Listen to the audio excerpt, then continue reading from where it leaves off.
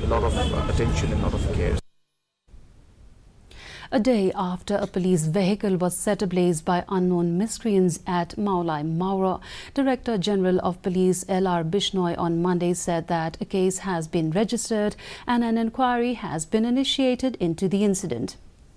He said that police would see after the preliminary inquiry what was the probable cause and who were the people behind the incident.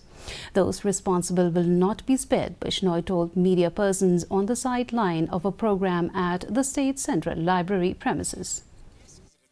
And it is under inquiry now, and we will see after preliminary inquiry what were the probable cause, what were the reasons, and who were behind this incident.